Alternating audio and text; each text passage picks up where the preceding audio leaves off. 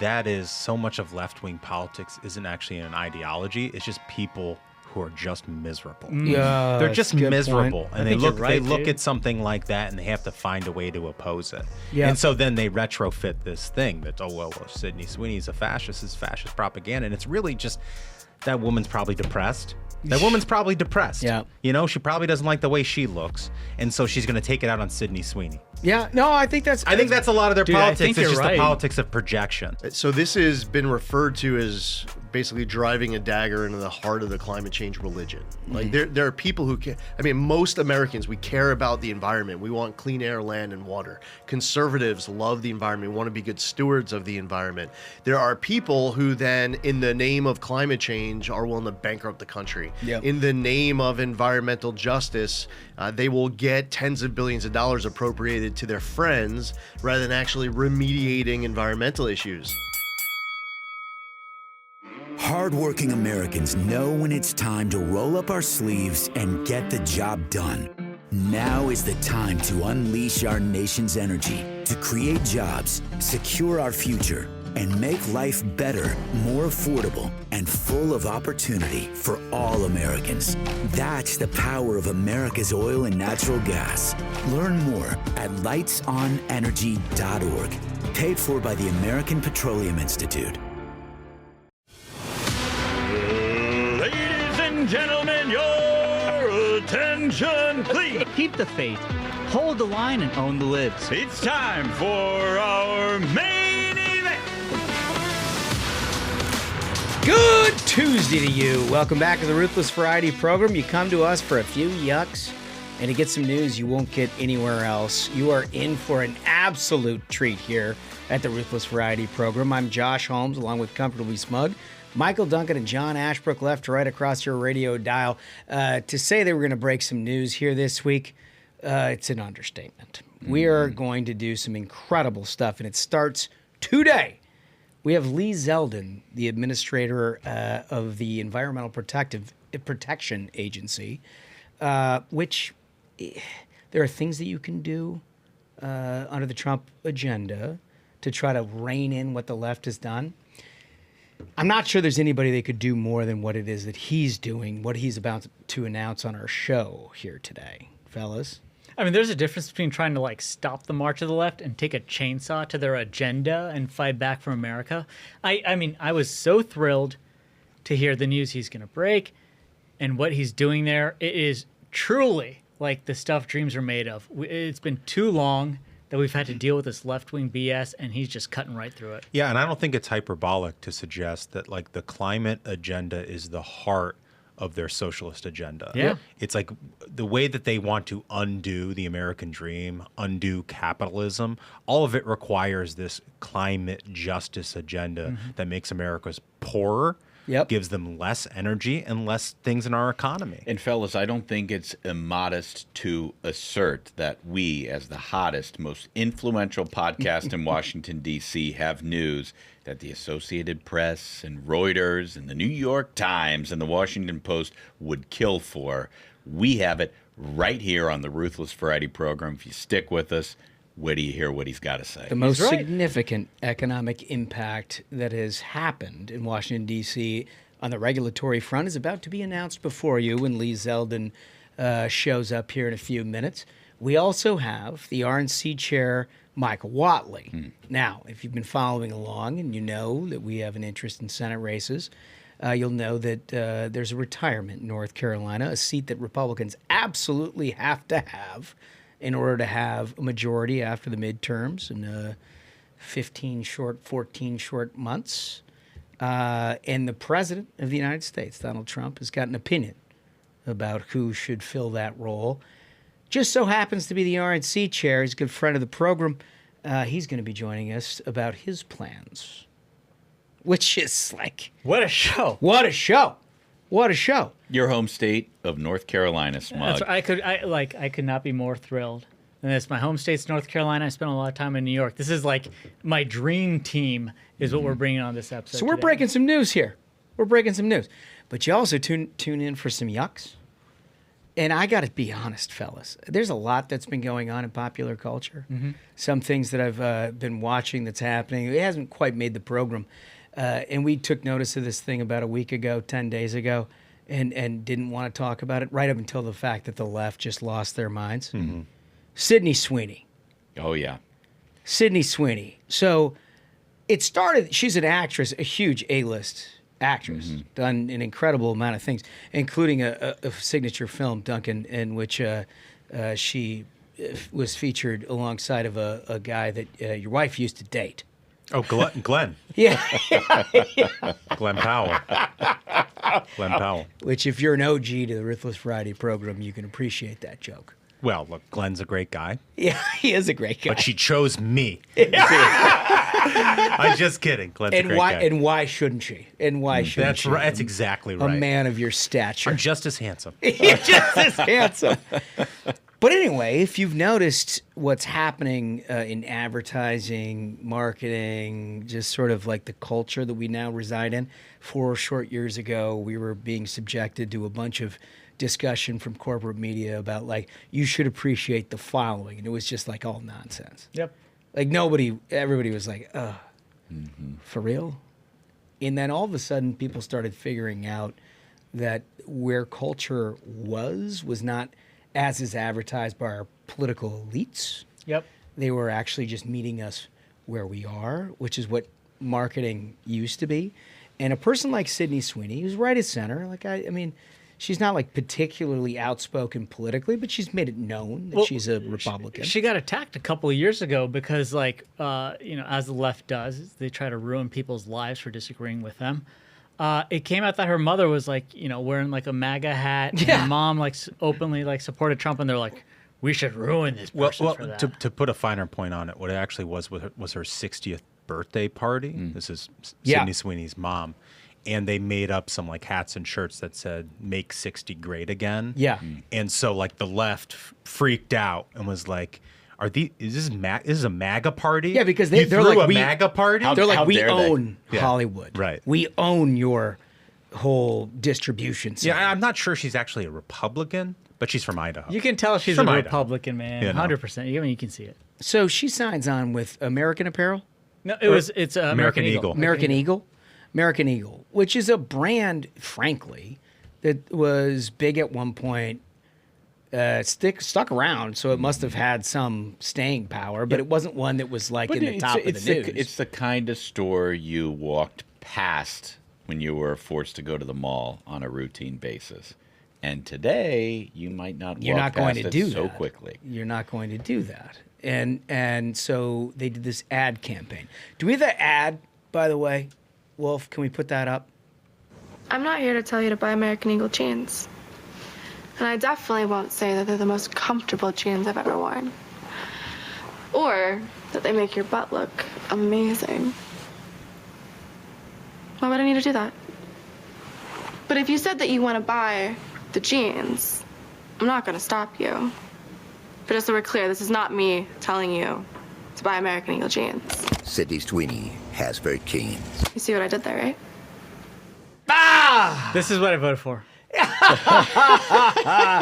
So we're back. So America is back. And there was another little vignette that they put on social media about her walking up to an old Mustang or something like that and getting inside. And folks, this is why you subscribe on YouTube. Man, I mean, like, I love listening to the episodes, but that's one you want to be on YouTube for. But the point is it's gotten back to marketing in a 101 type way. You know what people are looking for. Every woman wants to look like she does in a pair of jeans. Well, yeah, because we went through this period of time, when the wokes were in charge. Yep. The Yeah. wokes were in charge. Where it was like, let's find a 380-pound woman and put her in spandex. Yeah. And we'll talk about body positivity. We'll tell you how hot and like, that is. we're going to talk about how often she works out. You should buy this because she works out so much. Yeah, she's a hero. She's It's a just queen. it just becomes sort of delusional, and like advertising, I think at its core is really more aspirational. It's like you want to buy into what the product is selling. That's selling somebody who's healthy and fit and that sort of thing. But like that used to be table stakes for making an ad in the United States of America. And then we got into this weird place where it was like, actually, this person who's super unhealthy is the athlete. And on the cover of, like, Women's Health. Yeah, it didn't make any sense. Like, you think back to, like, Juicy Fruit or, like, Big Red or any beer commercial. Double mint gum. Double mint gum. Yeah, we just went through the gum. The whole gum of the 80s and 90s. How did we get on the gum? Even It's just easier. heavy gum stuff. Even easier. Remember the like Marlboro ad? Yeah, the cowboy is cool as hell. Yeah. Would you want a Marlboro ad that's like, actually the cowboy is about 400 pounds and diabetic and the horse is croaking trying to haul him around? You know, welcome to flavor country? That doesn't work. But, I mean, the point is that the marketing reached its apex at that point. And there was creative stuff, you know, like the Where's the Beef stuff or the Smith Barney. Yeah, right. Right? Grey Poupon. There was like it sort of struck at the chord of what people were sort of interested in. It didn't always have to be sex, with which that sells. Like, let's be frank, that sells. But the left is losing their mind because of this ad. They are losing their Losing mind. their mind. Crazy to me. They're losing their mind. And this is, it's not just about the fact that marketing, Madison Avenue and all of that have been like, oh, wait a minute. Like, maybe we can actually do what appeals to consumers. It's like we broke the genre that they created for themselves in this little box where they were like, no, this is what's cool. And like a generation of Americans were like, yes, the 450-pound fat ass. Yep. That was like, you know, like, this is what's cool. Yeah, I want to buy the athletic equipment they wear because it works. Yeah, oh, no, that's I great. don't want a pair of Air Jordans because Jordan can dunk in them. I want to buy the spandex that you have to fucking get a forklift to fit this lady. I don't want to buy Air Jordan. Yeah, right. No, it's a fish. Michael Jordan is cool. But, you know, I mean, like, it's insane they got away with it for ruined so it. long. They ruined insane. it. They ruined it. We managed to wedge in forklift in the first 10 minutes. But look at the left. All right, so this is the left. Clip one, please. Should we be surprised that a company whose name is literally American Eagle is making fascist propaganda like this? Probably not, but it's still really shocking. Like, a blonde-haired, blue-eyed white woman is talking about her good genes. Like, that is Nazi propaganda. Oh, it's Nazi propaganda. There's a white lady on there, guys, and she happens to be attractive. That's Nazi propaganda. She's not allowed to talk. Let's get this straight. If she doesn't have a trans flag behind her, she's not 750 pounds. She is not allowed to say anything. Yeah, no. I think this is another one of those examples of an 80-20 issue where Americans try to vocalize as loud as possible last November. They're tired of this. They're tired of this stupidity, of being like, anything that doesn't go with what Hollywood and the left is telling me is Nazi propaganda. Like, stop trying to call regular Americans Nazis. I think because, like, you know what? Pretty girl in jeans, that sells. I think there's something even more at the root that is the cause of this, and that is so much of left-wing politics isn't actually an ideology. It's just people who are just miserable. Yeah, They're just that's a good miserable, point. and I they think you're look right, they look dude. at something like that, and they have to find a way to oppose it. Yeah. And so then they retrofit this thing that well, Sydney Sweeney is a fascist, is fascist propaganda, and it's really just that woman's probably depressed. That woman's probably depressed. Yeah. You know, she probably doesn't like the way she looks, and so she's going to take it out on Sydney Sweeney. Yeah, no, I think that's a lot of their Dude, I politics. think It's you're just the right. politics of projection. it's probably right. And, like, it's sad. Yeah. At some level. It definitely is. That we've enabled a society where, like, you're anything less than supermodel hot, you need to attack something that's great, something that's beautiful, something that's patriotic, something that's anything, because you feel like that's your only recourse. Yeah, but dude, like, so much of our social media now is that. It's just It tearing is. down other people who are successful and, like, making excuses for your own life. It's one of the most pathetic things about America in this year. It's truly disgusting. Yeah. It really is. And I mean, like, in terms of like social media, we have seen on a measurable level. You look at the difference between TikTok here in America, which, like, the Chinese Communist Party tries to push out anything that divides the country. Yeah. And it's like, no, actually, I like this, like, Marxist idea of how Sydney Sweeney is like a Nazi. As opposed to in China, it's like, here's a bridge we just built. Here's farmers with the, like, banger crop. Look at their yield. Yeah. Right. And meanwhile, in America, it's like the algorithm's like, no, actually, it's everyone else's fault that you're miserable and you need SSRIs. And yes, Sydney Sweeney's the reason for it. So we're here to defend Sydney Sweeney's Someone has to. Someone Right? has to. I mean, this lady has done nothing but great stuff, provided great content. By the way, she knows, she's well aware of the leftist attacks that she's been getting just simply by existing and doing a media campaign. She's like blowing that off. A perfect way to handle all of that. True. God bless her. Yeah. Yeah. God I mean, bless that's her. like American greatness in action. And again, like when that lady in the video was like, by the name American Eagle, like we're supposed to think those two things are bad. Yeah, no, like, American that's Eagle's the bad, yeah. baseline. Like American Eagle's a bad thing. Like those are two of the best things. Yeah, she should check out Gaza. That's a good spot for her. hang out there. That'd be good. I imagine that nose They'd ring. enjoy your flag. They would love it. They'd love every minute about it. So, all right. So we have a question of the day right off the top before we get it to our interviews.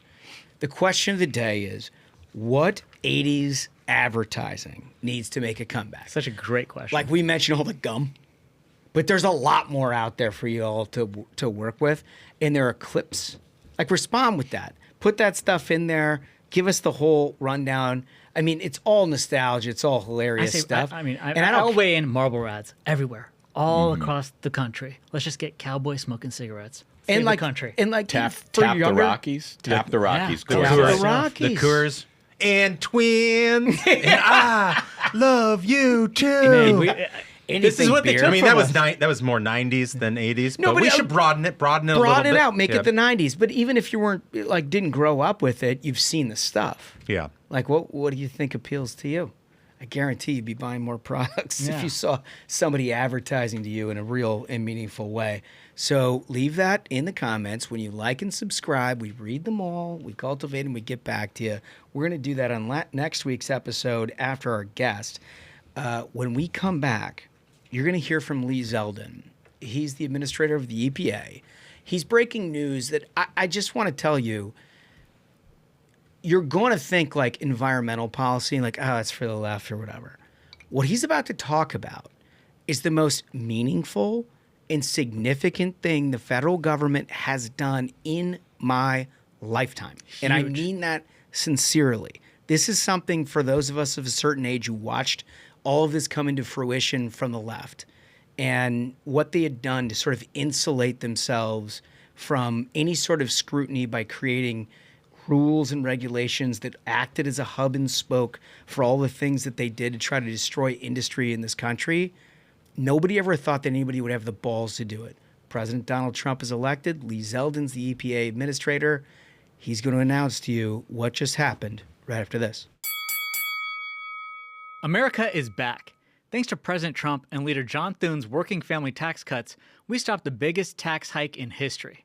But that's only the beginning. The big, beautiful bill also cuts taxes on tips and overtime, secures the border, finishes the wall, and protects Medicaid for Americans, not illegals. Leader Thune and Senate Republicans got President Trump's conservative agenda done, providing real relief for every hardworking American that's up early and home late. We're bringing manufacturing jobs back home and making America great again. Tell Leader John Thune and Senate Republicans thank you for delivering President Trump's agenda. Learn more at onenationamerica.org. We're really excited about this next interview. There are departments that outweigh one another when it comes to undoing the reckless behavior of the left. And I can just say firsthand, watching what the EPA Administrator Lee Zeldin is doing is incredible. He's going to tell us about all of this stuff. Administrator, welcome. It's great to be with you guys. I mean, this is, I guess, your second time here on the program. First time as the head honcho over at EPA. Turns out you've got some big things in the works. Yeah, actually, later today, we're going to be making a big announcement in Indiana.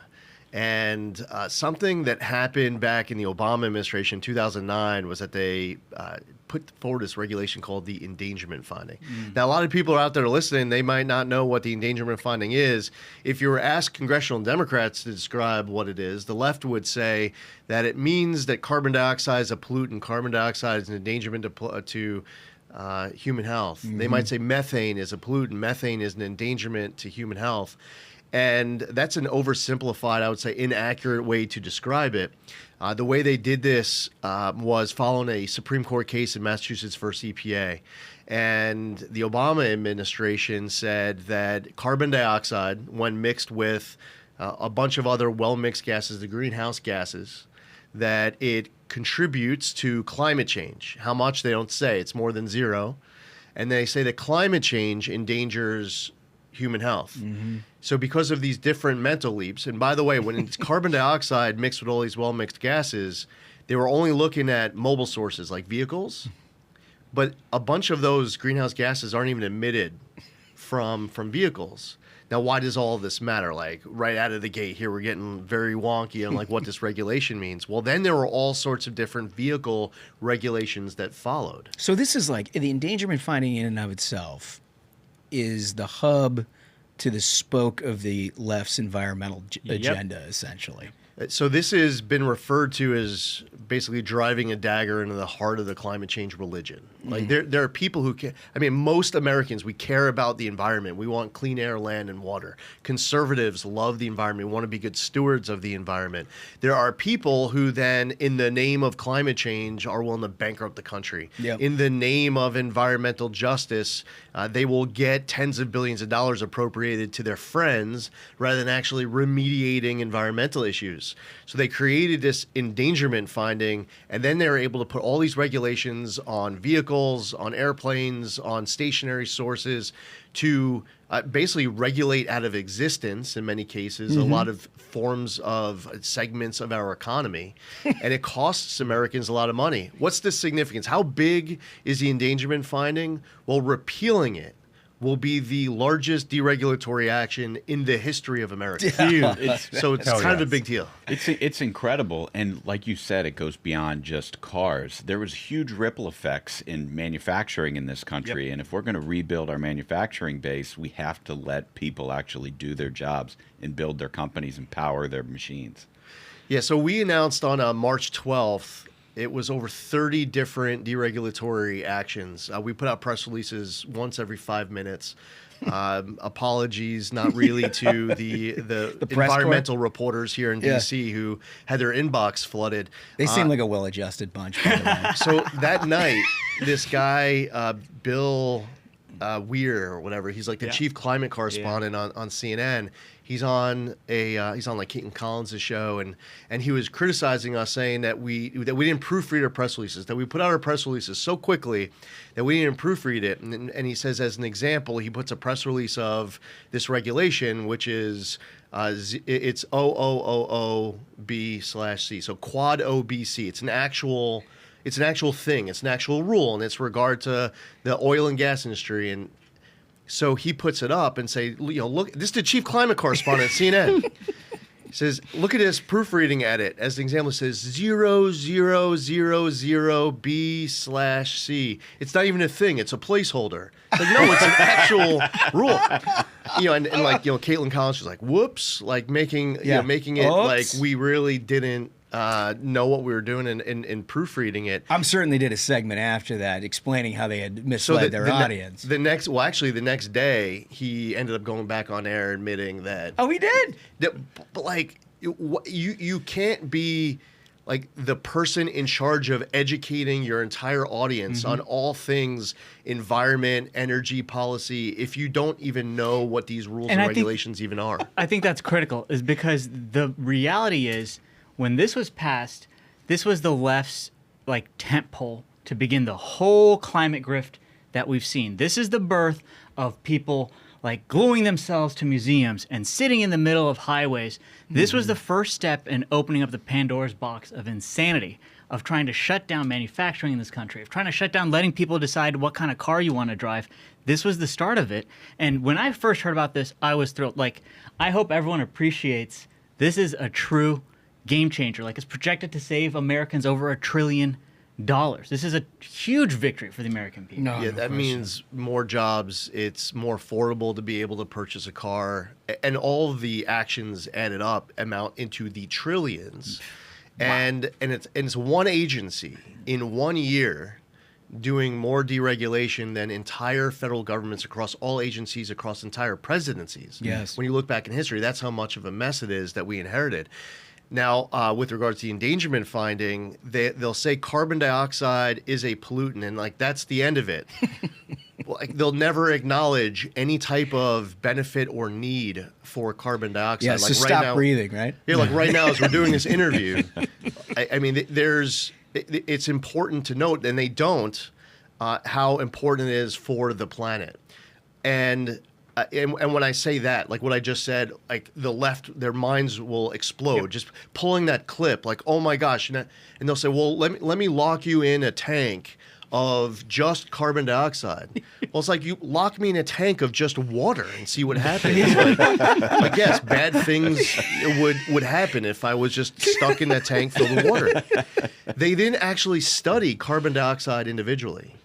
And they made assumptions on the science that actually turned out not to be true. And they didn't go out for public comment. And they didn't weigh the economic impacts of the regulations that would follow if they did the endangerment. We're going to go out to public comment. We're not afraid of allowing the public to weigh in. We are going to consider all of the advancements in technology over the course of the last 20 years.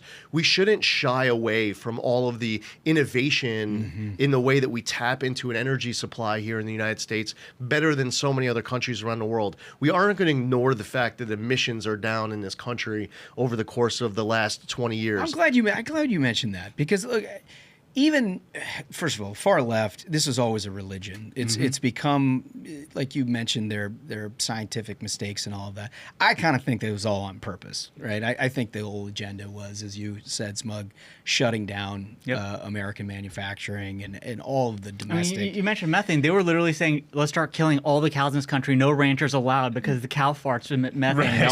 Totally. Like, it's a deranged religion. It is. But I think the one place where the center of the electorate gets hung up on this stuff is, it's as you said, everybody wants clean water. Everybody wants trees and grass and national parks and things like that.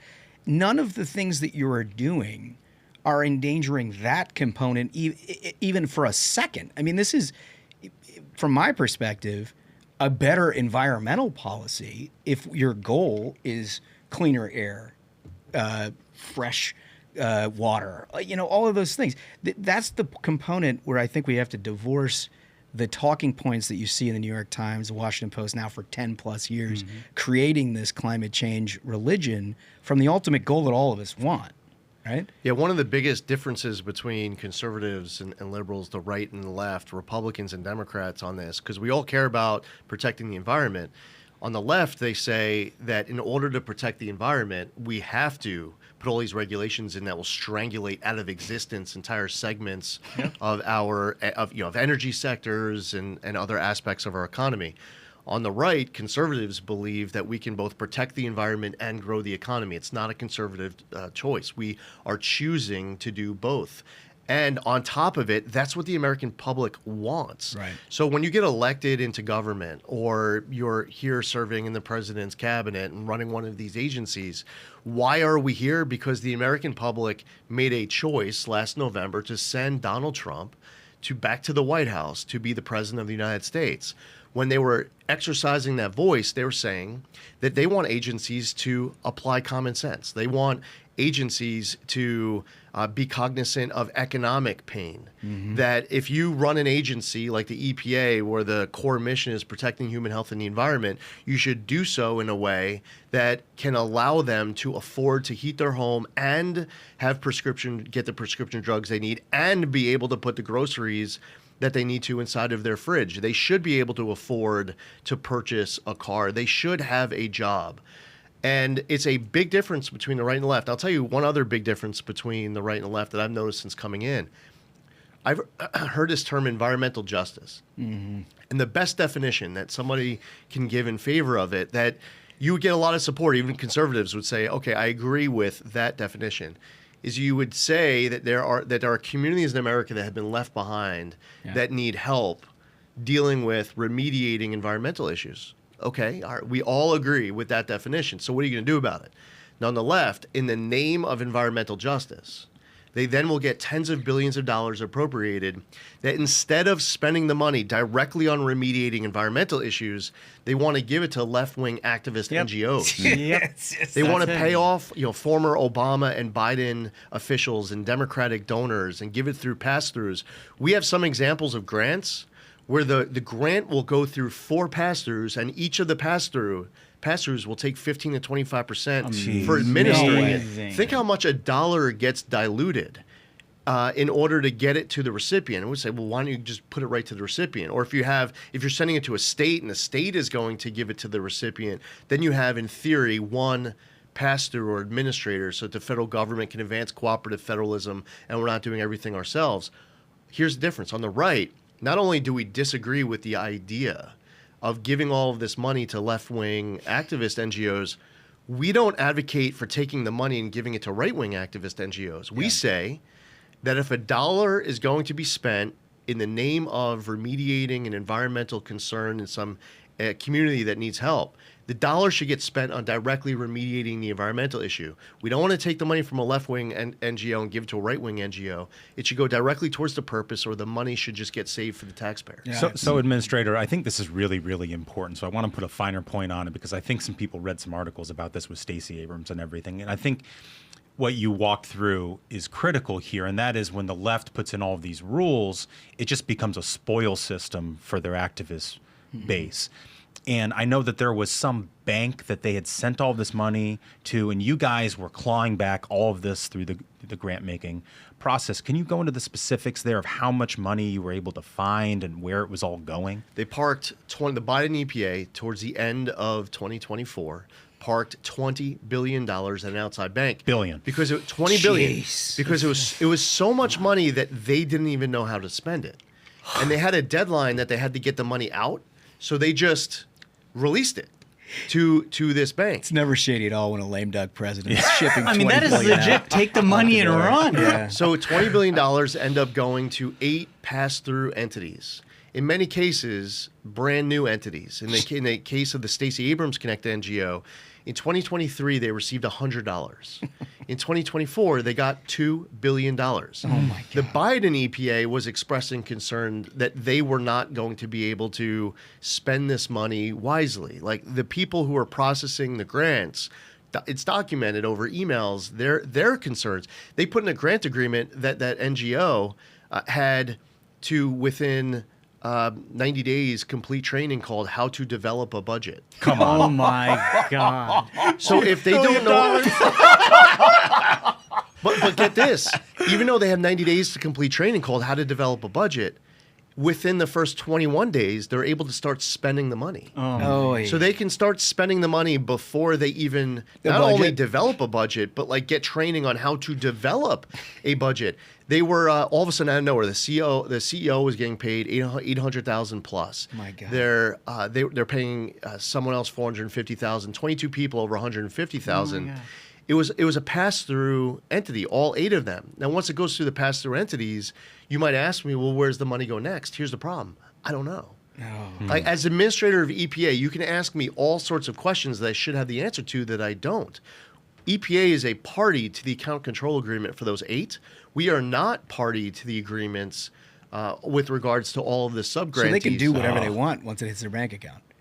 Essentially, is what they said. Essentially, I can't even tell you where the money goes. Jeez. So reduced agency oversight, where EPA in many respects have our hands tied behind our backs deliberately. The Biden EPA tied the hands of the EPA's. Their hands get tied behind their back. The self-dealing and conflicts of interest, the unqualified recipients. We were all alerted to this issue, which is even more than just the $20 billion, because this video comes out in December. It was actually a Project Veritas video where a Biden EPA official is talking about how they're rushing to get billions of dollars out before Inauguration Day, tossing gold bars off the Titanic. Gold bars, that's tax dollars. Off the Titanic means they know that they're wasting it. Brewster's Millions. Brewster's Billions. Yeah, Brewster's Billions. That's unbelievable. I mean, I'm just trying to fathom how you, as the previous administration is looking at trying to throw all of this out the door, that they're like, hey, by the way, we need a short training on a My First Bank account. You know? It's like mom and dad need to sign the I can't right get side over of the ledger. It's like the perfect encapsulation of the left. It's like step 1, get taxpayer money. Step 2, spend it. Step 3, learn how to budget. That works. And by the way, and don't ask any questions. Yeah. Yeah. We started digging into it. and I was at a Senate Appropriations. It was the Interior Subcommittee. It was back in May, and Jeff Merkley, who's a senator from Oregon, was trying to grill me on Oregon didn't send its finest. Yeah, on criticizing me looking into it, criticizing me trying to figure out like where all this money is going and develop accountability. How dare you, sir? As if it's an insulting or maybe crime to ask questions as to where the money goes, and it's shocking. Like, isn't that the basic job? Is that if I'm appearing before Congress, that I'm as prepared as possible to answer their questions as to where their appropriated money goes? No kidding. The level of corruption, this money, the impact it's had on corrupting the left, cannot be overstated. I think it was 2 years ago now, investigation found that Senator Sheldon Whitehouse from Rhode Island, who pushes all these like climate bills and things like this to limit American manufacturing in the name of climate justice, his wife actually runs a left-wing climate group that gets grants from the government. Yeah, I mean, it's why they they're just so turn committed. it into a business. It's why they're so committed to this. I mean, this is just one of those things. I'm not even sure that they believe in it. No. But it certainly pays the bills, and then they convert and brainwash a whole bunch of people. I would encourage people to watch the video of my exchange with Whitehouse during these hearings. It tells you a lot about him. Like, because we separately than $20 billion, I canceled over $2 billion. And of that over $2 billion pot of money, he was so fixated on one employee at EPA who worked on the grant this one day in particular. And I'm trying to explain to Whitehouse the concept that there was more than one person working on this more than one day. And he just wouldn't accept it. And the back and forth is something that you just have to watch. You wouldn't believe it. Ed Markey, who's also on that committee, this is the Senate EPW committee, is asking me, what evidence do you have of wrongdoing? And I was prepared to go through a massive list. I'm glad you asked, Senator. I am happy to go through the entire list right now. Let's see how far through this list you will let me go before you cut me off. And then I go down and I start reading the first few words of the first example, and he immediately cuts me off. Reclaiming my time! Reclaiming my time! Exactly. But he was making the point as if I wasn't sitting there. Yeah. He was just saying that there was no evidence of anything being wrong with any of the money, and insisting that my only option is to sit there and just accept that. And then I was like, oh, hey, great news, Senator. Now that we're at this public hearing and I'm under oath and the cameras are rolling, allow me to go through this massive list of all of the wrongdoing. It's like, no. Please don't do that. I mean, you open the door. Like, let's do this. Yeah. That's the most powerful thing, is because for so long the left has counted on being able to silence and push out any dissent, saying, oh, trust the science. All right, you open it up for comments. Like, no, not like that. Please don't give us any evidence. It's unbelievable. Thank God you're doing this So work. to that point, they'll say carbon dioxide is a pollutant. Carbon dioxide is an endangerment to human health. They never studied carbon dioxide specifically. They only studied it when mixed with all sorts of other well-mixed gases. But when they do their regulations, they start regulating the heck out of just carbon dioxide. Yeah. And then they ignore the fact that the carbon dioxide numbers in the United States go down. Yep. They went for so long pushing this narrative, acquiring power, and conservatives didn't push back on it. Maybe they didn't know how to. There are a lot of conservatives that might prioritize other very important issues related to the economy and the border and more. But this is an economic issue. Totally. And we've hit everything else. We've hit a point where there was this story that came out just a few weeks ago. I think it was in Politico or something like that, where the headline said, "We lost the culture war on climate." And that was the headline. And it was quoting like a former Obama official. And it's amazing how quickly, in just a few months of conservatives leaning into this conversation, we're not ignoring it anymore. We're confronting it head on.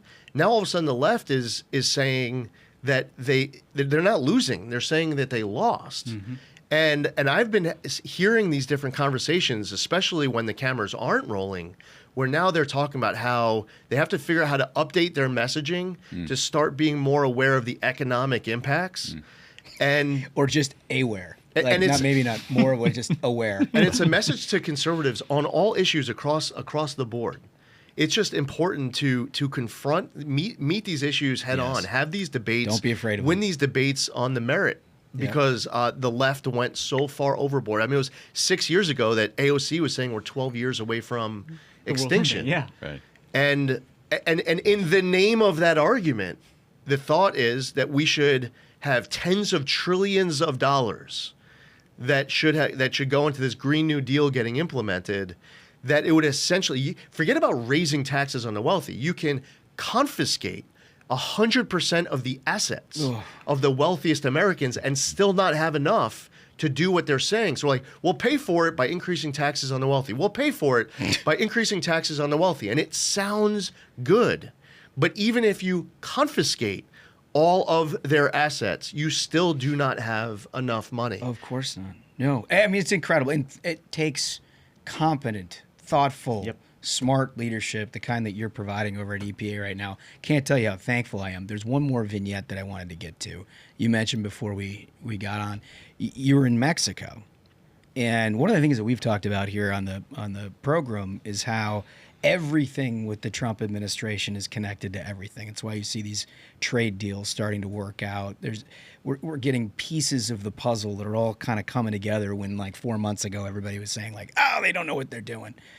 You were in Mexico with a really significant effort to try to clean up.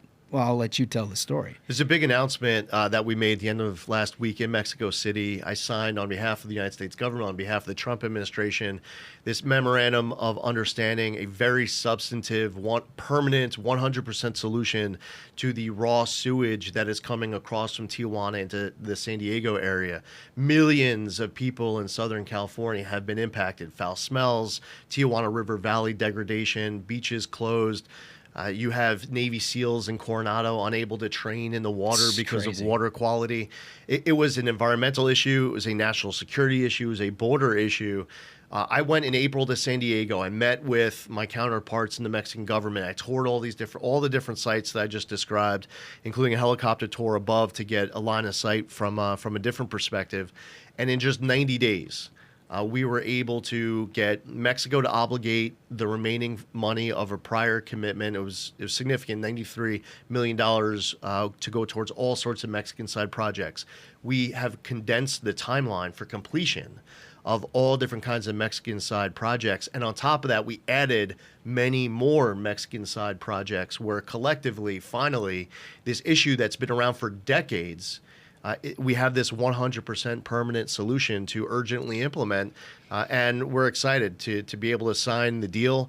And now we just have to have total follow through. And by the way, I'll give you one other example. The same day that we were signing that agreement, I put something out on social media of a letter that I sent to gas can manufacturers. And it's just a small example. There are so many issues in this country that could seem so insignificant, it's not even worth mentioning. Well, there was this regulation that came out a decade and a half ago that changed how gas cans were manufactured. Now, there's a few things that happen at once, but from an EPA perspective, they got rid of these vents. But they would but what happened was these manufacturers wouldn't even make it with the self-closing vents. The consequence of not including those vents is that it takes, feels like it takes 3 hands to pour gas, that it takes 5 minutes instead of 45 seconds. And people complain about these basic quality of life issues. Well, we're telling the gas can manufacturers, vent the darn can, allow the gas to flow. When President Trump is talking about gas cans and light bulbs and faucets and toilets and shower heads and all these quality of life issues, refrigerants and more, each of these issues individually, there are people out there on the left saying, really, this is what you're focused on? This is the most important thing? Well, here's a concept. We could do all of it at once. Yep. We inherited a big mess. We are going to fix everything at once. Large issues for the people in Southern California, there's nothing bigger. Small issues, but for those who operate the gas cans or some of these other issues, it's really big for quality of life. When I announced that EPA is going to do our part to get rid of that stupid start-stop feature on vehicles. The reaction from across America. Thank God. Yeah. Thank God. And then you should really call it, like, instead of a start-stop feature, it should be called a start-stop feature. How to ruin my engine in 6 months or less. So we are going to tackle big stuff like this announcement that we're making later today. We're going to tackle the small stuff, and collectively, I made a joke to our vice president saying that, when the Vance administration comes in, there's going to be nothing left for him to fix. That's so good. Listen, we're all so appreciative of all of this. And, look, this guy's going to get beat up this week because this is a religion on the left, and there's no truth when it comes to printing. I mean, every environmental reporter that I've ever encountered only sees the world through the left-hand way. So all your TV, on some stations and newspapers are going to reflect what an evil guy this guy is. I just have to ask you, the endangerment finding that is a hook for $22 billion going out the door in direct payments to the Democratic Party, or the $1 trillion that he's saving American taxpayers and everything else, is that better for the environment? Somebody who gets literal poop out of your water in Southern California? Like, that's the true issues, the way that you're tackling it. I cannot thank you enough for coming in here and sharing it with us. It does not get enough discussion on the right, and we're going to change that. Well, listen, that's the Trump mandate. That's what the American public voted for. Don't just fix a few things. Do our best to fix everything and do it fast. Lee Zeldin, thank you, sir. All right. Good to see you. Thanks so much. Thanks, guys. Only 58% of Americans today say they're proud to be American. The lowest number ever recorded. That's not just sad, it is very dangerous, because if we forget what makes America special, we risk losing it. That's why Americans for Prosperity is launching the One Small Step campaign, a bold nationwide initiative to reconnect Americans with our founding principles that sparked unparalleled innovation and prosperity. It's not just a celebration, it's a call to action. Through the 250,000 Steps for Freedom Challenge, AFP is partnering with the grassroots in all 50 states to take meaningful steps that defend freedom and advance opportunity. Call your representative, attend a local event, knock on a door, talk to your neighbors. Every single step counts, and every step moves us closer to a more perfect union. Go to takeonesmallstep.com to learn more, then join the challenge at afpvolunteer.com. Okay, fellas, so look, a little program that could. We obviously have carved ourselves a little niche here in terms of breaking big news. There isn't any bigger news other than like war and peace than what just happened. It's exclusive to the Ruthless Friday program. We have this thing first, which is important, but I hope you got from that interview the significance of this endangerment finding piece, that what just happened. I'm just telling you, there is nothing that has changed the American economy over the last, I guess it was an 2009 ruling. So you're talking 15, 16 years of what's happened. There's nothing that's done more than the left's hooks into that component that he was now getting rid of. Here's the thing, man. It doesn't just help consumers who are buying cars. It doesn't just help the people who are working for companies that make cars for the companies whose names you're familiar with. It helps all of the people who you know who work for manufacturing companies who have names you're not familiar with. These are people who put parts together for a living, people who make paper for a living, people who do jobs that are not on TikTok every single day. And they rely on an economy that allows them to go to work and make something so that people can buy it. And what he did was what he's doing, and what President Trump is doing, is tearing down the tyranny of the left to stop small-time manufacturers all over this country who are just trying to earn an honest day's pay. It's such a good point because, I mean, look, we talked a lot about this during the 24 election, and Donald Trump tapped into the ethos of the angst that Americans had about their federal government, and it's multifold, right? They're doing things that you don't agree with, i.e., environmental policy that bankrupts the middle of this country, that outsources our energy to China, that does all these things that make us poorer, weaker, all of those things. And then there's a secondary component, which is like the swamp aspect to it, which is this very real and immediate concern that the people in charge of your federal government are basically just sloshing money to themselves, right? Your money. I mean, you're paying your tax dollar. It goes into the federal government, and they're basically taking it and paying. They're your friends. Stacey Abrams getting $2 billion. This is obscene. It's obscene, right? But what he's talking about is all in the same bucket. And like what this is, you have no idea. You're listening to this right now and you're like, wow, that's an interesting story. Wait till the end of the week when you find every single left-wing rag in this country that is completely setting themselves on fire over what they call like Nazi stuff, or they say it's like, whatever the pejorative. Follow the money, hit dogs holler. Yeah. They've all been grifting off of this. Yeah, but they're all going to claim that this is the worst thing in the world. And what they're going to, at the basis of the critique, is that somehow they don't think, the Trump administration doesn't think that Americans need clean air, clean water, all these things. Bullshit. It has nothing to do with it. They're two separate tasks. What they're talking about that he has undone is under the guise of all of that shit, but it was never meant to be that. What it was meant to be is a cottage industry for Democratic loyalists and the way that like the CCP works, where they pay off their friends and allies through a new appropriated religion that they've created. That's 100%. I will tell you, like the $22 billion that goes to the left and they're getting all their money, that pisses people off because they pay their tax dollars and the money goes to the left, blah, blah, blah. I get that. That pisses people off. What Democrats did to Americans in 2009 with the endangerment finding ruined people's lives. We talk about COVID and how the COVID regulations closed restaurants and closed small businesses. The endangerment finding and what the Obama administration did to small manufacturers across this country ruined people's lives before COVID was ever even thought of. And so they are the real victims of this. People who had small companies that were just shit on. I mean, there are these boiler, I don't know, I mean, we didn't get into all this, but there are these boiler regulations that the Obama administration enforced that shut down paper mills all across this country. And the Obama people are like, oh, well, who needs paper anyway? We just do our iPads. They're like, learn to code. But the hook to all of that, the reason they were able to do it is what he's talking about with the endangerment finding. That's it.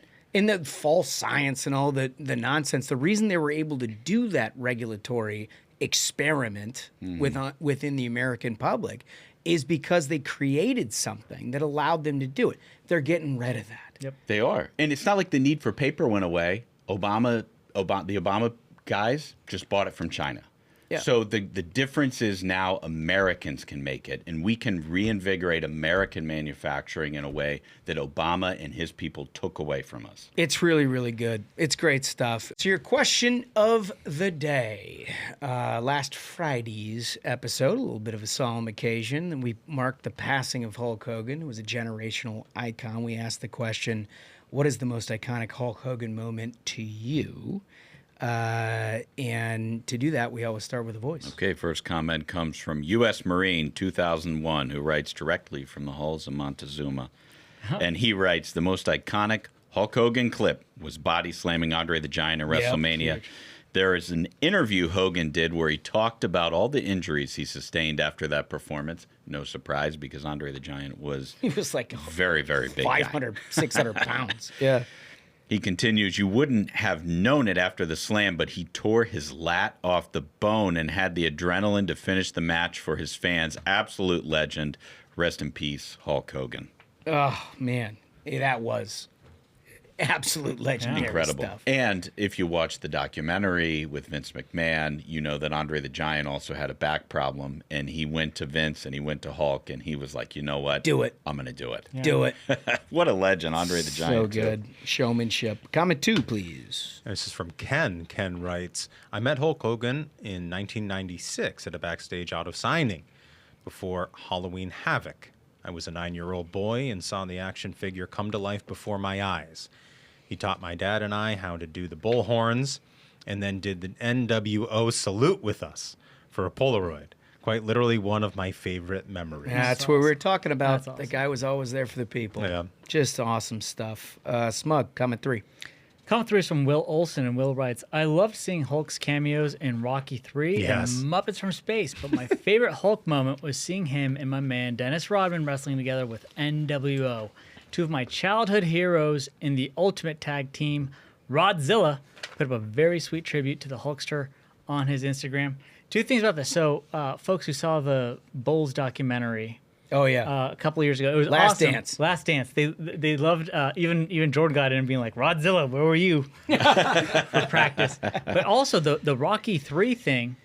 Yeah. I saw a video clip of Hulk discussing that, and Sylvester Stallone was 160 pounds, basically pure muscle. When he lifted Hulk Hogan, who said he was over 300 at the time, of again pure Wow. muscle. When Sylvester Stallone lifted Hulk 300 pounds, threw him over the top rope.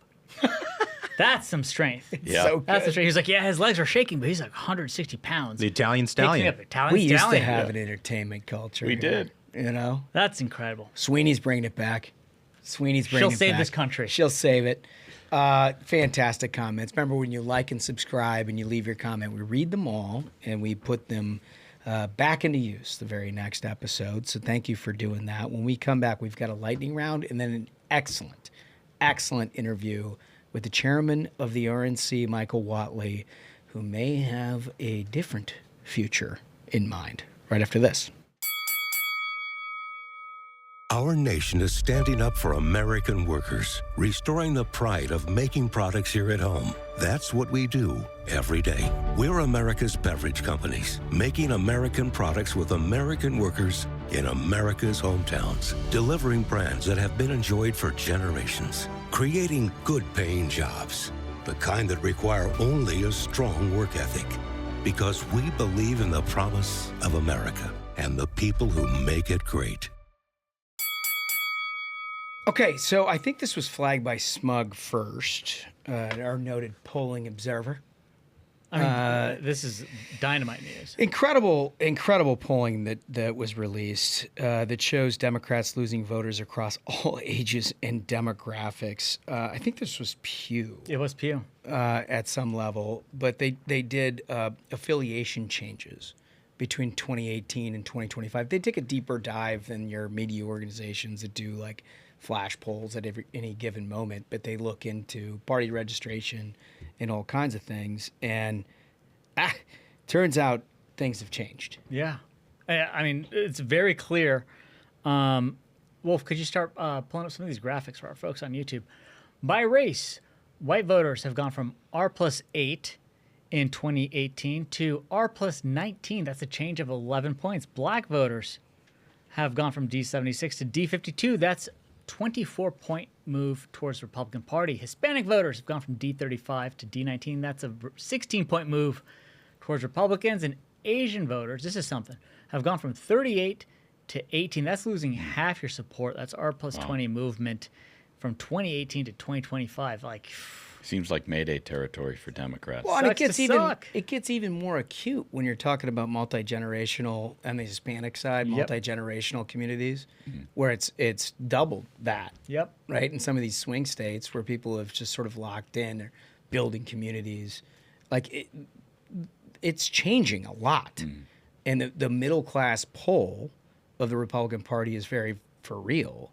And you can take these media polls and like the snapshot stuff, but they're doing the long range, what does 6-8 years look like? And that's what it looks like. Well, I mean, all of that is really good news, but I don't want us to rest on our laurels on any of that because ultimately it's irrelevant with regards to the midterm. The only thing that matters in the midterm is what is the makeup of the midterm electorate. Yeah.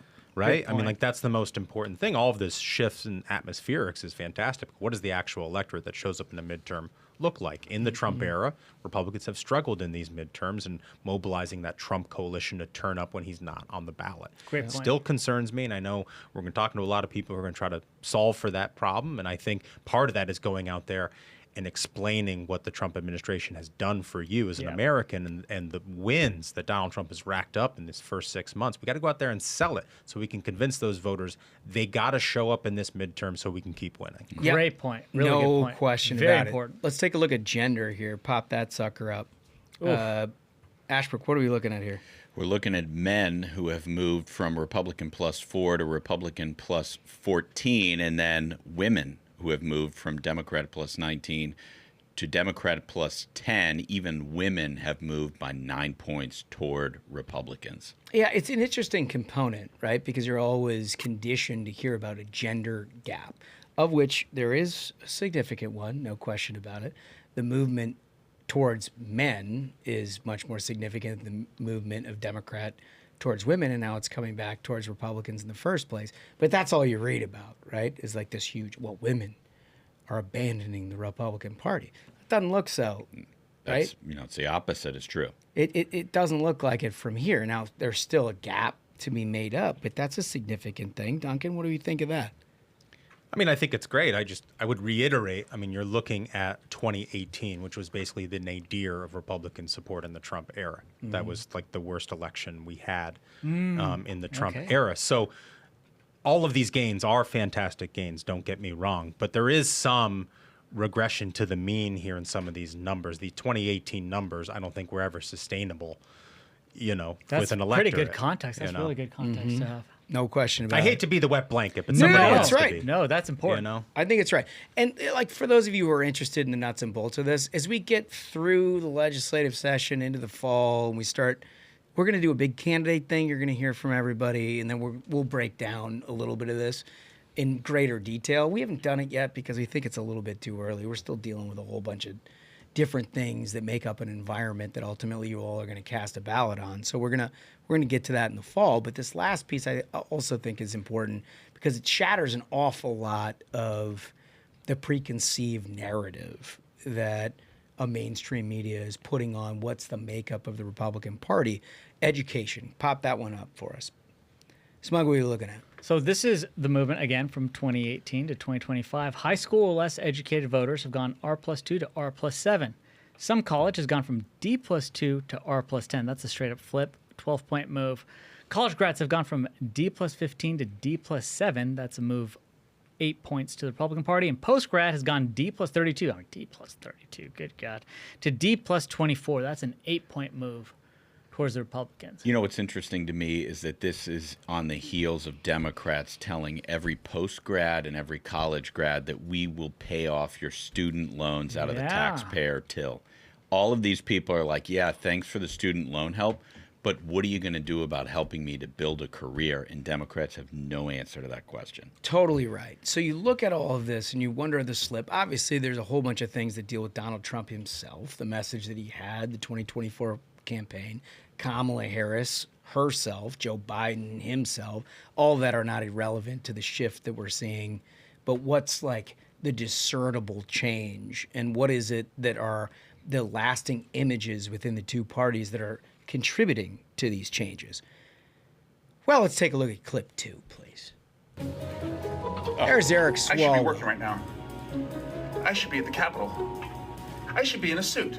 For our audio-only listener, he is bench pressing, 135 pounds? I'm probably iron at the gym. He's bench pressing at a squat rack. I don't know. Like, when I was in 8th grade, it was a really big deal when your buddies got on the bench and put 2 plates on, like one plate on one side, one on the other. And in 8th grade, when you could do that thing, man, we were like, man, you're tough. You're strong.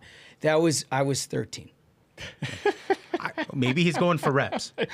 Maybe he's trying to tone. It didn't look like it from the side of that video. Maybe he needs to tone and elongate because he has Pilates after this. But isn't it classic? Because you're watching all of this stuff. You've noticed, if you're a scholar of these sort of things, that Democrats are now swearing every other word. None of it's authentic. None of them know how to use fucks and shits like we do. They just sort of like insert them for emphasis. We come about it naturally. Yeah, this is like the way humans talk to each other. Yeah. And then all of a sudden you get like the dudes who aren't going to drop the barbells and aren't going to like drop the full weight set on their chest doing stuff like this. and they're acting like super tough. They're trying to like regain this masculinity that is long since passed. But it's like telling on yourself. 100%. I mean, it's the fakest thing. And that's the problem is, I mean, we've discussed this so many times, is Democrats keep thinking their problem is a communications problem. So they have these like get-togethers at like luxury hotels, and they meet in the conference centers, and they pay $10 million to consultants, and they have focus groups, and they're like, here's how you talk to young men like barbells. So why don't we have a barbell in a video? We'll do a TikTok with, and it's just like, this is not a communications issue. You spent decades telling every male that they're toxic and doing everything you can to make life miserable for Americans, and you think this guy looking like an idiot's going to save you? No. You know what? I would bet you that Sydney Sweeney could put up 135 on a bench. I bet she could. I bet she could. In fact, you know, the left has done to working out what they've done to Sydney Sweeney. They say that working out is like alt-right. Yep. Caring about your physique is alt-right. This Yeah. is what Nazis like to do, working out, going to the gym. I mean, they're just weird people. I'd love They to are see so miserable Sweeney and Swalwell in a squat contest. I guarantee I know where that one's going to pan out. Yeah. I watched the same commercial you did. This Zamdan, or Mamdani, Yeah. Zoran Mamdani Yeah. cat. This guy won't leave the news. No, they love it. I mean, it's just all over the They place. love the attention. This is our resident socialist communist. He's a straight up basically, communist. who won the Democratic nomination to be mayor of New York City, and like everybody's just unfit because they think he's going to win. And I'll be honest, like, looks like he's got a pretty good pathway. Anyway, he should be campaigning. He's not. He's getting married, which, you know, good for him.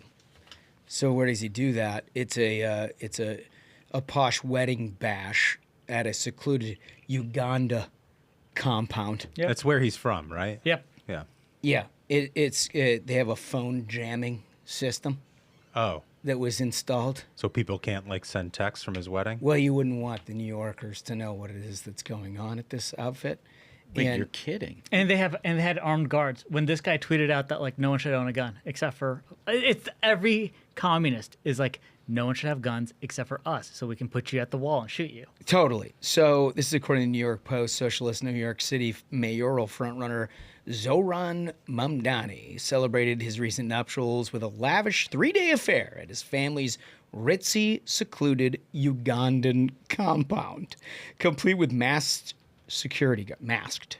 Oh, the left Oh my says God. security's Can't not wear allowed to be masks?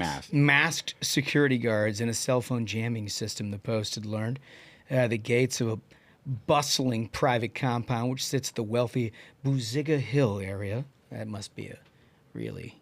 I mean, if you're in Uganda, there's probably only a few places that are described as ritzy. Clearly. I imagine, but this is one of them. Outside the capital city of Zampala, were heavily guarded military-style masked men this week, with guests streaming in and partying until midnight, according to sources in the town who wished to remain anonymous for security reasons.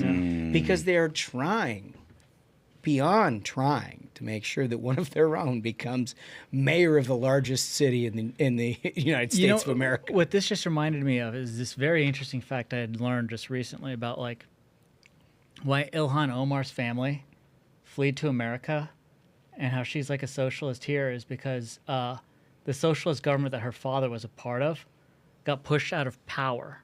And so they had to flee because the socialist government her father ran was like out executing their enemies But and yeah. shit. And that And they would- got pushed out partying. She's like, I guess we got to run America. Let's try to run the same play here. Our aristocracy has expired. We That- need to create a new one. And that was during the Clinton administration.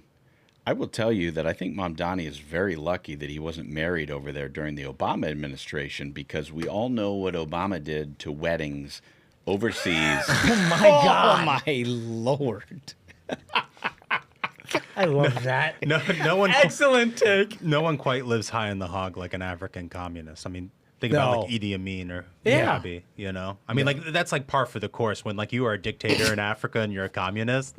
Like you get that stuff. When you're a communist, they let you do it. They- oh, it's so true. Obama drone strike Zoran is a great take, though. Like, that's an original. That is really good. You heard it here first here on the Ruthless Variety program. We want to get to our next interview. This is a good friend of the program, RNC Chair Michael Whatley. Well, if you listen to the fellows for a while, we take a particular interest in the makeup of the United States Senate, and we'd be remiss if we didn't at least acknowledge there was a retirement announcement a few weeks ago in a state that Republicans absolutely need in order to have a majority, but also to do anything about it, get Trump's nominees through, get his agenda through, all of these things. And so, look, Democrats, they think they have an opening, and they take this fraud, this governor, Roy Cooper, try to recruit the guy, and they think they're going to steal one for Republicans. Well, President Trump obviously has a different view of some of that, and it turns out he has a preferred candidate. And it just so happens that the preferred candidate is a good friend of the Progrum. And the chairman of the RNC, Michael Whatley. How are you, sir? I'm doing great. I'm doing great. You're doing great, buddy. That's a lot of water under the bridge in the course of a week. It is. It is exciting, though. You know, we've got Governor Cooper out there, you know, talking right down the middle of the road. Yeah. And, you know, don't worry about the record. Don't worry about where we've been over the last, 25 years as a career politician. We're going to be right there for North Carolina this time. It's not going to work because, North Carolina, they're pretty clear on what they want. Right? They voted for Donald Trump 3 times in a row. They have had a Republican Senate win every time for decades. What they want, is a strong, robust economy. They want safe communities, and they really want to make sure that America is the strongest country on the face of the earth. Roy Cooper is against every single one of them. Yep. Sounds kind of like somebody's maybe running for that kind of thing. I'll say I hope so. I know I hope so. Chairman Whatley, as a resident of North Carolina, first off, thank you for saving that NC GOP. When you ran it, it went from being a mess to a well-oiled machine. We have supermajorities in the state House, state Senate. I mean, it's a red state through and through. We just need to make sure that we save the Senate seat from Roy Cooper because he's going to try lying, and it infuriates me how the media paints him as like a moderate. And then you see on all the child gender surgeries, he supported all of that. On all of the, prescribing the child medication for hormones, he supported all of that. Men and women's sport, he supported that. Every one of these like radical leftist things, he's been fully supportive. Down the line liberal. And he's going to try to run just what Chuck Schumer wants, right? What he wants is somebody who's got some kind of an aura of centrism, but also just expropriates their vote to him, essentially, which will be horrible for North Carolina. But that's like the plan that they have put into place. The good news for us is we got a guy who knows a little something about politics and knows how to win in states like North Carolina.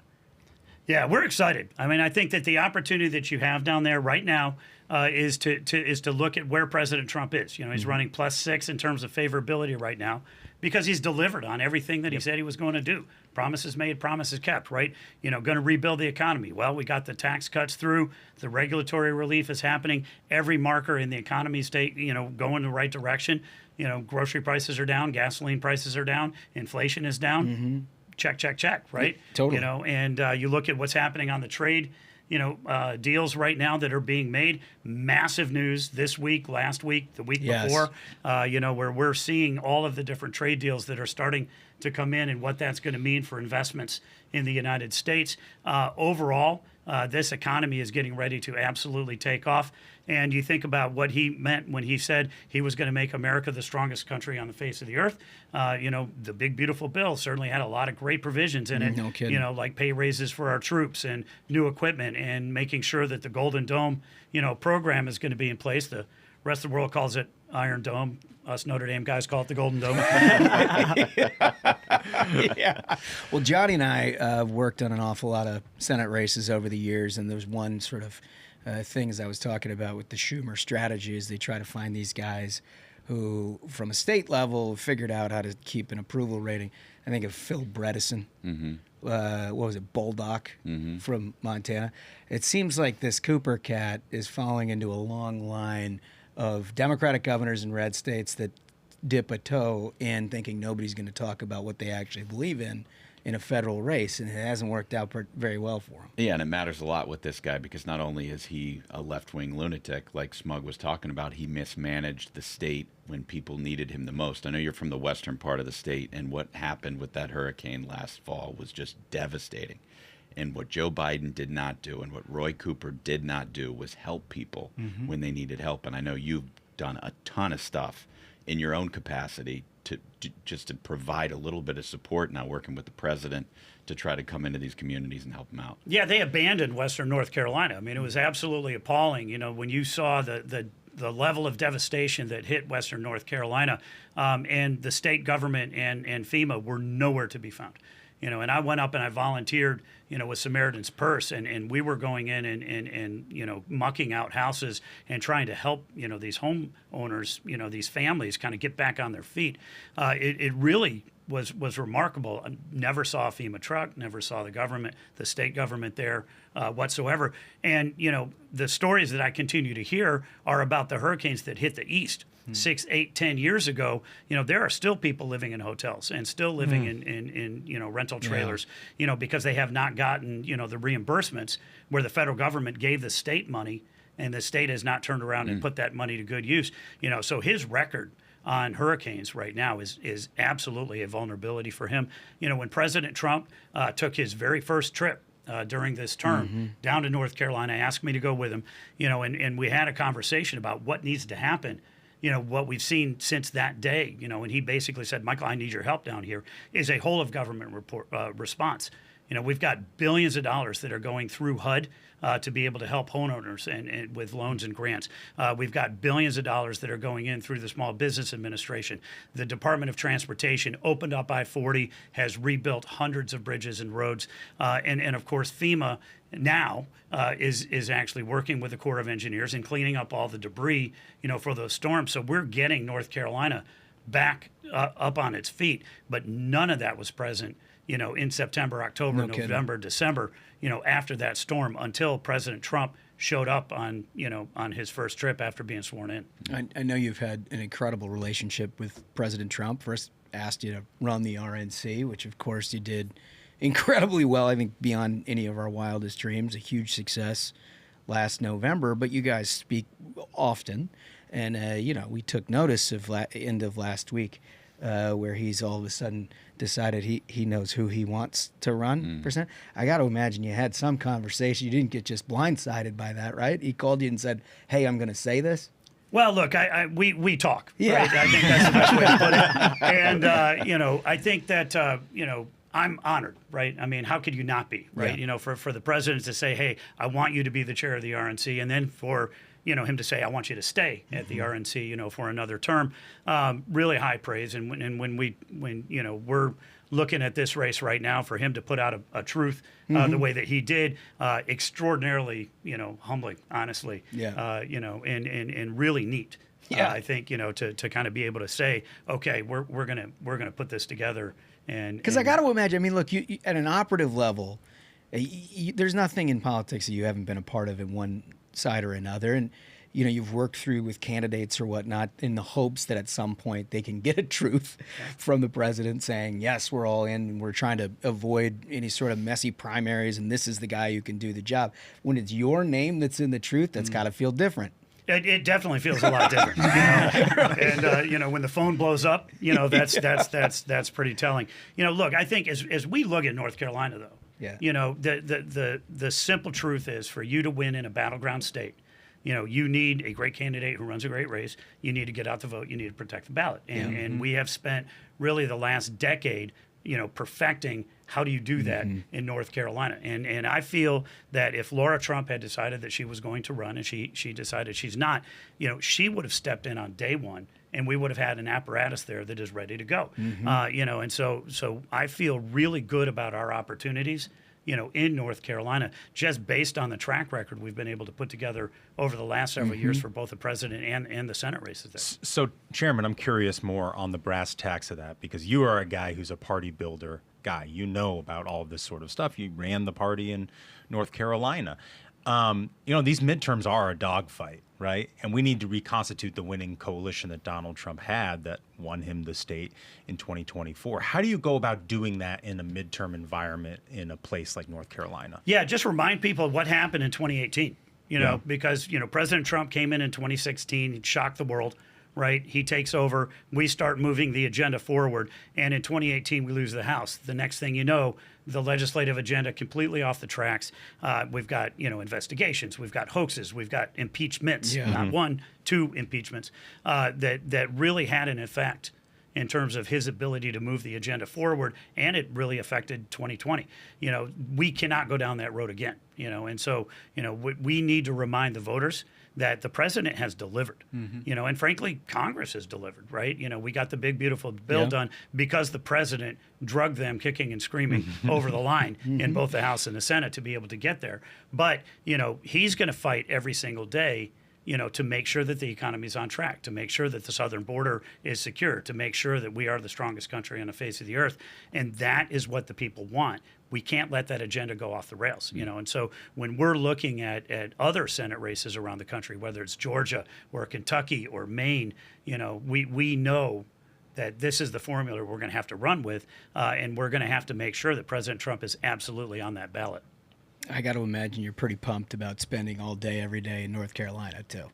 I will say this. I will enjoy spending a few more nights at home, which will be very good. Of course, I'll probably end up, throughout the course of any given cycle, when you're on the road, you're on the road, right? And so, I'm excited just because we really do have an opportunity, to keep that seat where it needs to be and to keep the Senate where it needs to be. I mean, there literally is no other pathway, right? I mean, people look at maps, Senate maps, midterms, past success, things like that. People don't understand how difficult this is going to be. And if Senate Republicans don't have a majority, I mean, it's even worse than 2018 because then you get none of the president's cabinet, you get none of the judges, you get the whole administration is kind of thrown off in addition to the investigative capacity and everything else.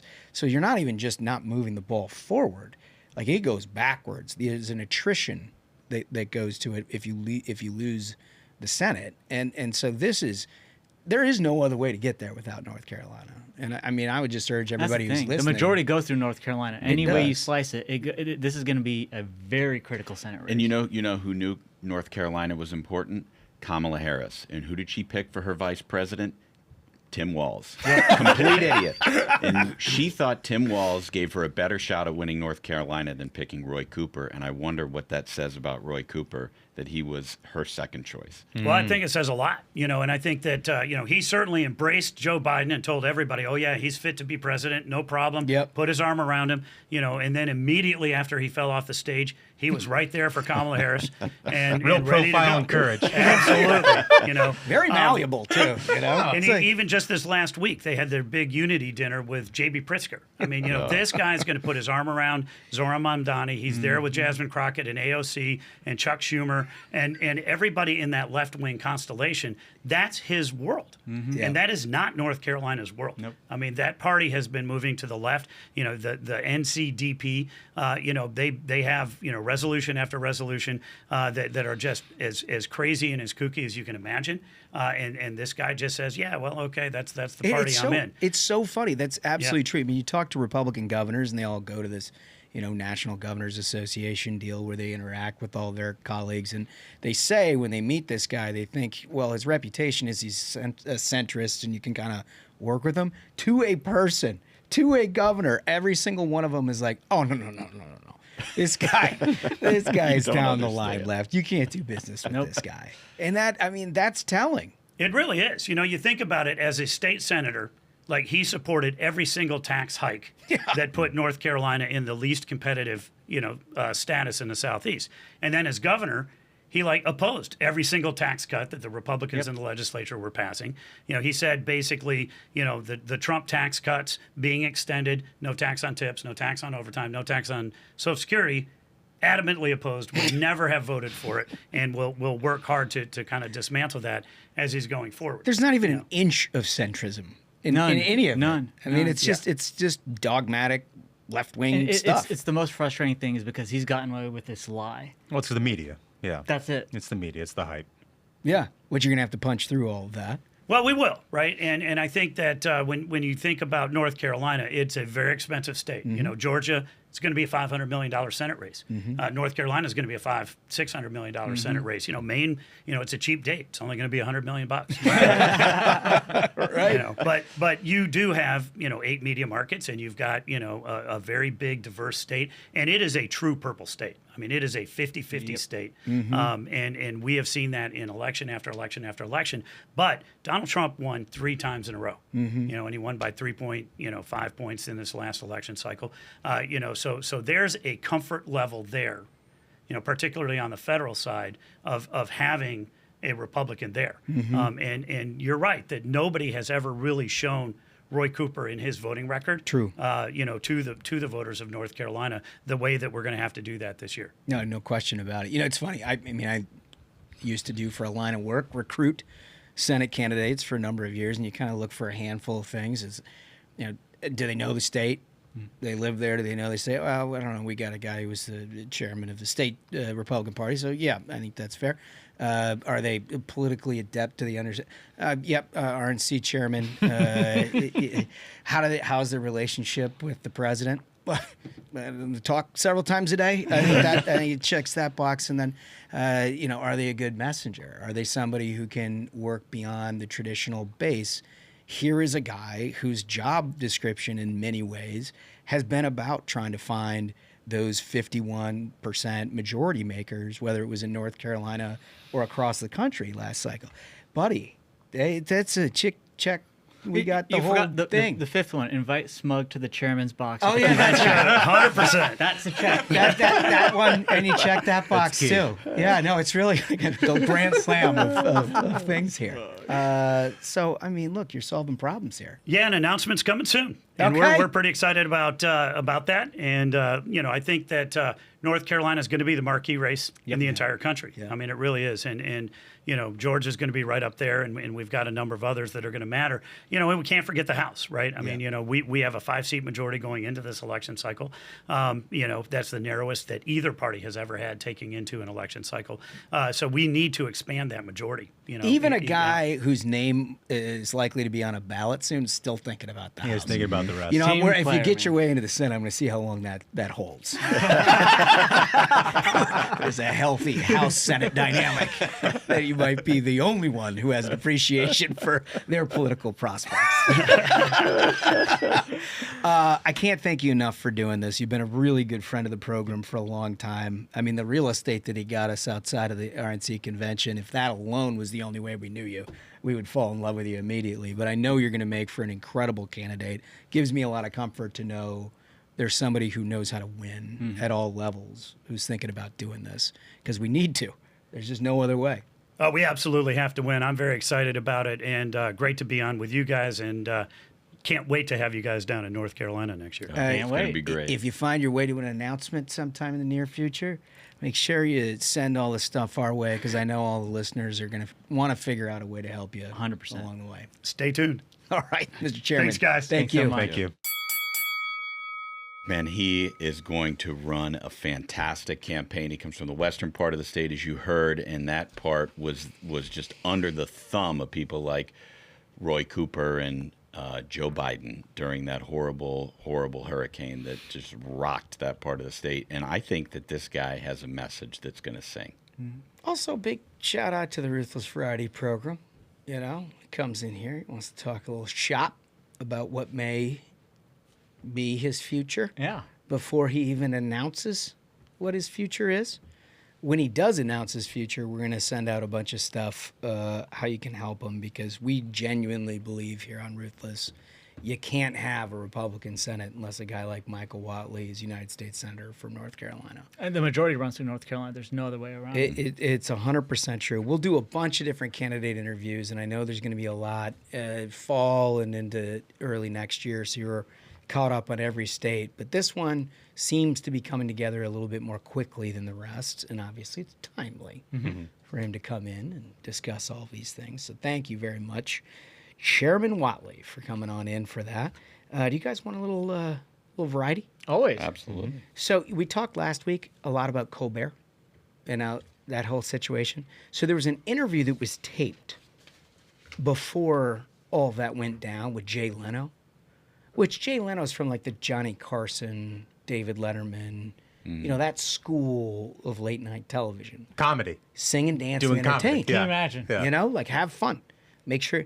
Anyway, so Variety printed up what it was that this interview was about. Jay Leno says today's late night hosts, quote unquote, alienate half the audience with political jokes, quote, cozying up to one side. I don't think anybody wants to hear a lecture, unquote. Yep. Looks like Jay's right. Yep. I mean, look, that's what we were talking about. And like the thing is, this guy is not a part. I don't know how he votes. I don't have a single clue. He could be a Mamdani guy for all I know. But he understands entertainment and he understands the medium that he anchored for 25 years, which is about trying to provide a little laugh, a little entertainment. I mean, that's the thing is like when I read this quote from him when he was like, here was always my thinking is people have like a long day of work and they want to come home. They want to close the night, have a couple of laughs and go to sleep. And he was like, why would I try to alienate half my audience instead of trying to alienate or instead of trying to entertain 100%? And it's just like, this is so logical, but it's been completely lost on the left who turned culture into just this like, you have to be a political messenger. Yeah, Stephen Colbert, we're giving you the late show. And now your job is, I saw a statistic, he had 190 Democrats on his show and one Republican. Yeah. Is that a late night show or is that a super PAC? Well, it's true. And it's ultimately what it became. I mean, it was a super PAC. And they just fueled all of the Democratic talking points one way or another. And Leno says, I love political humor, don't get me wrong, according to this article. But it just, what happens when people wind up cozying up too much to one side or another. Yep. And he's talking about the downfall in ratings and only appealing to one half of an electorate and making that your business model. He did this before Colbert. It's like what Michael Jordan said about why he doesn't talk about politics. Yeah. Republicans buy sneakers too. Yep. Yeah. It's as simple as that. People are watching you to be entertained. They don't want to hear your sermon. There's also this incredible Johnny Carson interview with Mike Wallace that he did for 60 Minutes that I've seen, where Mike Wallace asked him, like, why don't you weigh into some of the issues that we're dealing with? And he's basically, I'm summarizing here and paraphrasing, but it's basically like, one, I'm a comedian. I'm putting on a show. I'm no more qualified to tell you what to think than anybody roaming the streets. But secondly, because you have this audience, you have to be a custodian of it and understand that you have power that nobody else does. And if you want to shape it just from your own whim, that's an abuse of that power. It's an abuse of what they tuned in to you for because you don't know anything more than anybody else. It's not your line of work. It's about entertaining. That's why they hired me. That's what I'm doing.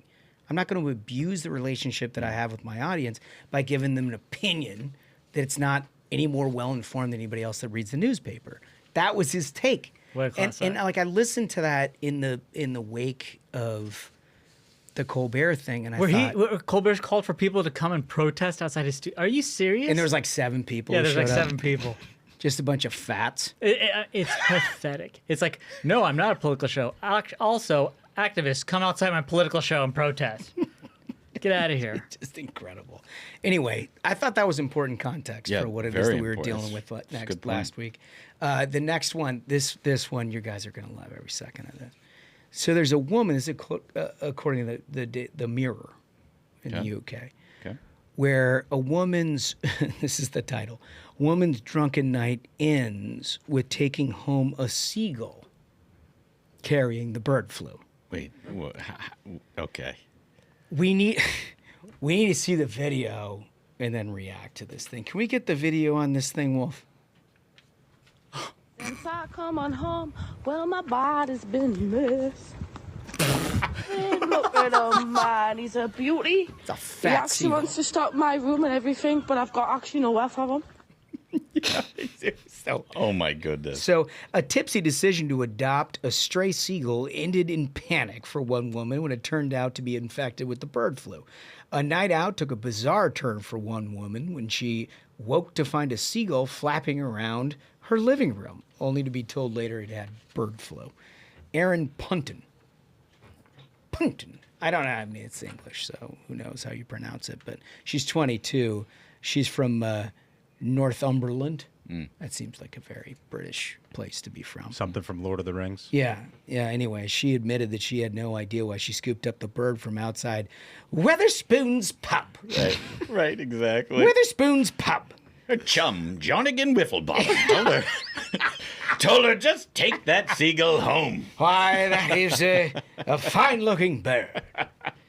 Without even a thought, I don't even know what made me pick it up. I put him in my sitting room with a blanket.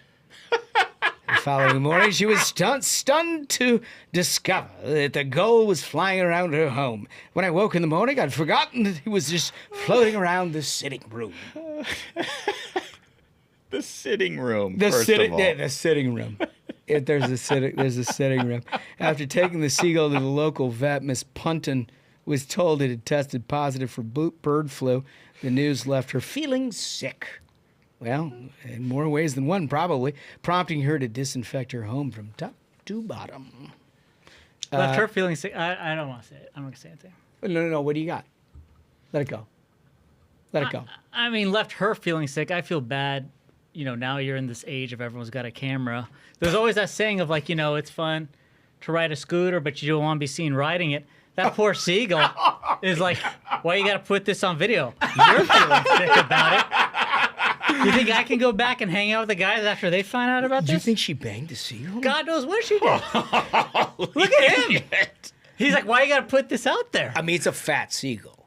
That's one of the most formidable seagulls I've seen in a long time. I mean, the seagull. Shit. It also doesn't appear to be flapping. Like, you know what I mean? Like, I think that's pretty strange. No, she's squeezing the wings. I think it's traumatized.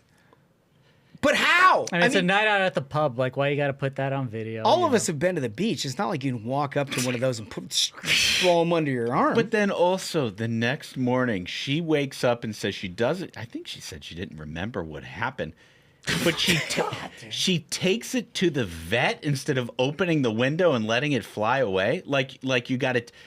Like that vet is accustomed to treating seagulls. The vet who's looking at cats and dogs every single day is like, oh, thank you for bringing the seagull in here. I'm going to treat this bird well. Also, seagull, you got to get out of there, dude. There was Before the sun comes up, bro, you got to get out of there. You look over, it's a mess. It's a nightmare situation. It's time to walk. Knock a window open or something. That's like a coyote situation. Chew your arm off. Try to get out of that situation. It's a tough. But apparently, she was also captured on video dancing to Valerie by the Zootons with the bird tucked under her arm at a club. It's not a prop. It's a wild animal. Just let it fly away. England is not a real country, man. They are. We got to lock her up. I think we got to lock her up. I think you got to lock her up. This is how we get another COVID. Yeah. 100%. Well, I mean, look, I don't Duncan know what this right. woman, her intentions were to such a formidable bird, but she took it home. And I'm just saying, like, that's how a lot of things get started here. That's what I'm saying. It's precisely my point. Lock her up. You can go to jail for tweeting the wrong thing in Great Britain. If you steal a bird and take it home, you should be locked up. You should be locked 100%. Particularly because we don't know what kind of night that bird had. I'm sure there's laws against that. I mean, he was too traumatized to fly away, so something happened in there. That thing was stunned. He's like in a stupor in the corner crying. Time to take you to the vet. Let's keep you around here. Let's clip those wings. It's like misery. She's going to hobble this bird. What do you think the bird... I mean, first of all, then she took it to the vet, right? So I don't even know if it returned. At the vet, the bird was like, just kill me. Hit me with the needle. It can't go back to its bird friends after Make it that. stop. Right? They're all going to know. Yeah. They're going to be like, we saw who took you home. No, we saw that. Everyone remembers that conversation. You're at the house in the morning. Yeah. Saw the moosey you walked with, amigo. Maybe for that bird, it was a real slump buster. Can you imagine the walk of shame the flight of shame that thing took back to the beach? I think that seagull is getting a bunch of high wings right now. You think so? High wings all I'm not around sure. from the fellas. I'm not sure. I think the fellas are like, buddy, too far.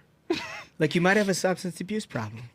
You know, maybe it's time for a seagull rehab or something. You went too far this time. You got what's her name? What's her name? Aaron Punton. Aaron Punt. You took Aaron Punton home. Seagull. You don't know what you're doing. You don't know.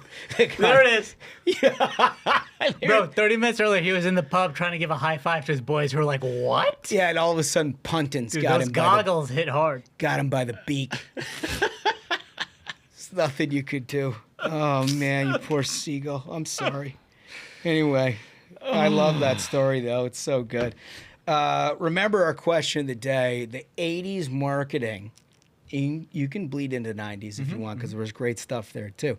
80s and 90s marketing, what do you want to see come back? We now have seen Sydney Sweeney re-energize the jean industry single-handedly. The left hates it. What else do we need to see?